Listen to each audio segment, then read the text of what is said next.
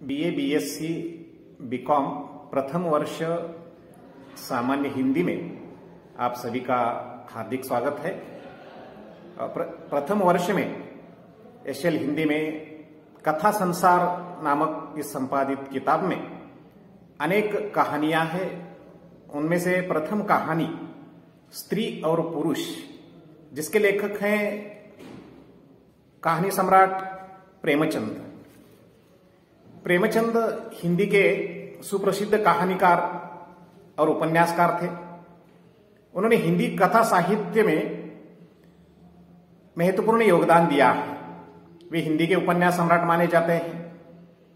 प्रेमचंद का जन्म 31 जुलाई 1880 में काशी के निकट लम्ही नामक गांव में हुआ था।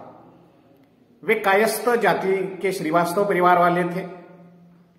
प्रेमचंद का परिवार बहुत गरीब था। अनेक कठिनाइयों का सामना करते हुए भी उन्होंने सन 1919 में बीए की परीक्षा पास की थी। पहले अध्यापक के रूप में तथा बाद में शिक्षा विभाग में डिप्टी इंस्पेक्टर के रूप में आपने काम किया। असहयोग आंदोलन से प्रभावित होकर प्रेमचंद ने अपनी सरकारी नौकरी छोड़ दी और आजीवन साहित्य सेवा में लगे रहे। प्रेमचंद ही पहले कहानीकार हैं जिन्होंने समाज के साधारण से साधारण लोगों को स्थान दिया है। उनकी रचनाओं में भारतीय ग्रामीण जीवन का यथार्थ चित्रण पाया जाता है। प्रेमचंद आरंभ में आदर्शवाद का चित्रण करते थे, बाद में वे यथार्थवाद का चित्रण करने लगे। उनका यथार्थवाद आदर्शोन्मुख कहा जाता है। उनके उपन्यासों में प्रतिज्ञा, वरदान, सेवा सदन, प्रेमाश्रम, निर्मला, रंगभूमि, कायाकल्प, गबन, कर्मभूमि, गोदान आदि प्रसिद्ध हैं। उन्होंने लगभग 300 कहानियां लिखी। उनका संकलन मानव सरोवर के 8 भागों में विभाजित है। एक कहानीकार के रूप में प्रेमचंद का निश्चित ही महत्वपूर्ण योगदान रह चुका है। प्रेमचंद की पहली कहानी स्त्री और पुरुष, संसारूपी रथ के 2 पहिए स्त्री और पुरुष पर काफी सुंदर विवेचन उन्होंने किया है। प्रेमचंद द्वारा लिखित कहानी स्त्री और पुरुष के प्रमुख पात्र बिपिन बाबू हैं। वे कवि हैं। स्त्रियों के रूप यौवन की प्रशंसा ही उनकी कविताओं का विषय रहता है। उन्होंने पढ़ाई के दिनों से ही पत्नी के रूप में सुंदर स्त्री की मनमोहक छवि मन में पाल रखी थी। पर जब उन्होंने विवाहोपरांत पत्नी का चेहरा प्रथम बार देखा, तब उनका स्वप्न संसार टूट गया। उन्हें अपना जीवन नरकमय लगने लगा। यहाँ नारी के प्रति उनकी दृष्टि केवल शारीरिक सौंदर्य तक ही सिमटी हुई दिखाई देती है। वे अब घर के बाहर सुंदरता की तलाश करने लगे। परिणाम स्वरूप कुसंगति में फंस गए। जब उनका शारीरिक रूप से घोर पतन हो गया, तब ही उन्हें होश आया। तब तक उनकी पत्नी आशा पति की रुखाई को सह न सकने से दिनों दिन भूलती गई। पर पति की हालत देखकर वह अपनी बीमारी भूल गई। फाजिल के रोग से बिपिन बाबू का चेहरा कुरूप हो गया था, पर पत्नी की सेवा से वे शीघ्र ही ठीक हो गए। जिस कुरूपता को देखकर वे पत्नी से भागते रहे, उसी कुरूपता को पाकर वे सत्य स्थिति से अवगत हो गए। वास्तविक सुंदरता तो आत्मा की ही होती है। यहीं पर उनका चरित्र नैतिक पतन से उबरता है और वे अपनी स्त्री का सम्मान करते हैं। ईश्वरीय न्याय से उनका रूप गर्व टूट जाता है और रूप यौवन का भूत उनके सिर से उतर जाता है। यहां प्रेमचंद का विचार है कि रूप और यौवन नश्वर है, आत्मिक सौंदर्य ही सच्चा और स्थायी है। रूपवान पुरुष और कुरूप स्त्री से उत्पन्न अनमोल विवाह समस्या का समाधान इसी बात में है कि दोनों ही एक दूसरे में आत्मिक सौंदर्य के दर्शन करें। पत्नी आशा का रूपवान से कुरूप बने पति के प्रति प्रेम और समर्पण भारतीय नारी के आदर्शवाद की ओर संकेत कर देता है और इसी आदर्शवादिता के बल पर वह पति का प्रेम पाने में सफल भी होती है। यहाँ स्त्री और पुरुष का सौंदर्य के प्रति दृष्टिकोण को भी लेखक ने स्पष्ट किया है। लेखक का स्पष्ट कहना है कि सौंदर्य सूरत में न होकर शीरत में है। व्यक्ति का व्यक्तित्व, उसके गुण, उसका सौंदर्य, इस पर काफी सुंदर ढंग से प्रेमचंद जी ने प्रश्न उठाने का प्रयत्न किया है। आज हम देखते हैं समाज में इस प्रकार की प्रवृत्ति जो बढ़ने लगी है। मानसिक सौंदर्य जीवन में अत्यंत महत्वपूर्ण है, आत्मिक सौंदर्य अत्यंत महत्वपूर्ण है।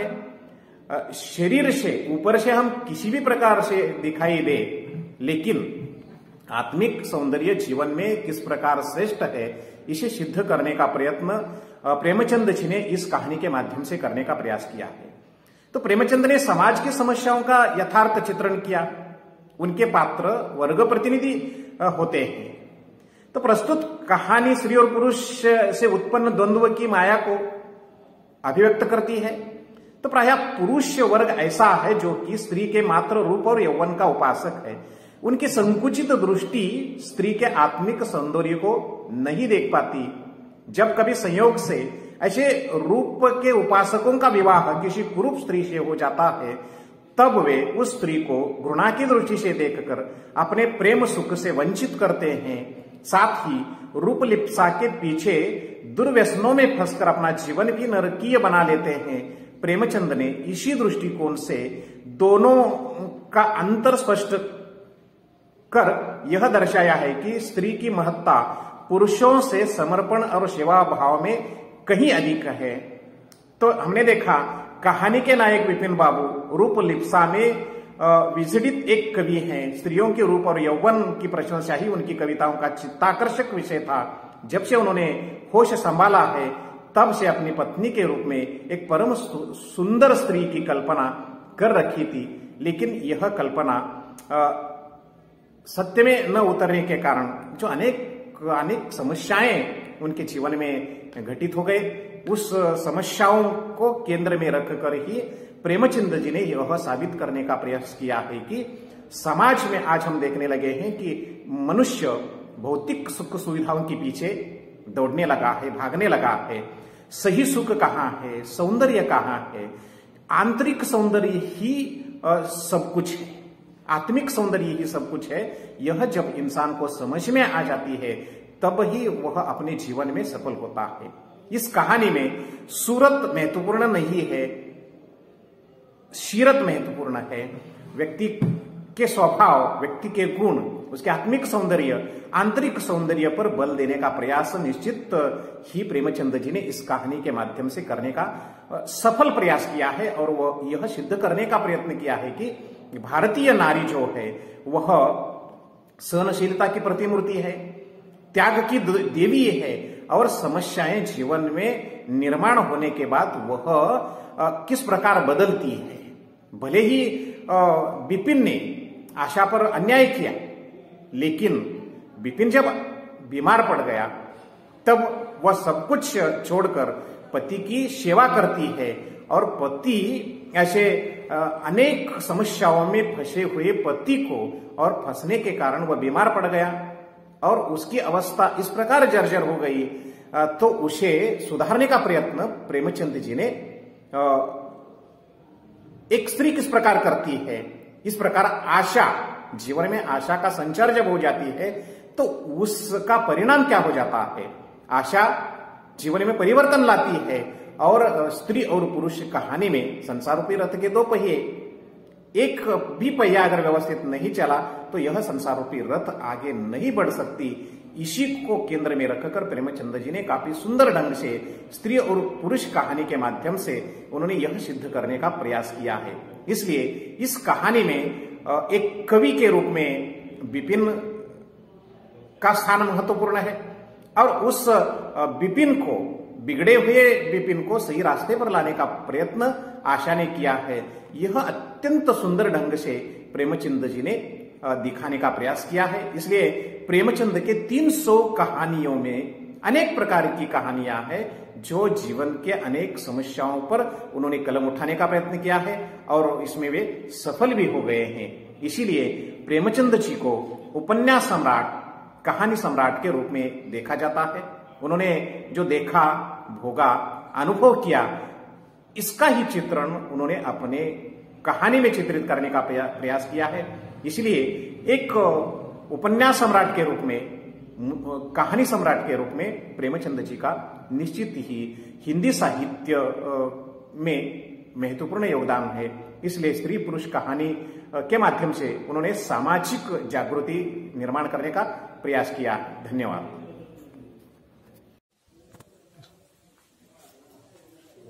जवाहर कला विज्ञान व वाणिज्य महाविद्यालयातील सर्व विद्यार्थी बंधू भगिनींना विनंती की कोरोनाच्या पार्श्वभूमीवर आपले अध्ययन ऑनलाईन पद्धतीनं सुरू होत आहे, तेव्हा या ऑनलाईन पद्धतीच्या अध्ययनामध्ये आपल्या प्राध्यापकांनी आपल्या विषयाच्या व्याख्यानाचे व्हिडिओ करून ते ई गुरुजी या चॅनलवरती अपलोड करीत आहेत। तर तेव्हा सर्व विद्यार्थ्यांनी ई गुरुजी चॅनलला सबस्क्राइब करा आणि लाईक करा।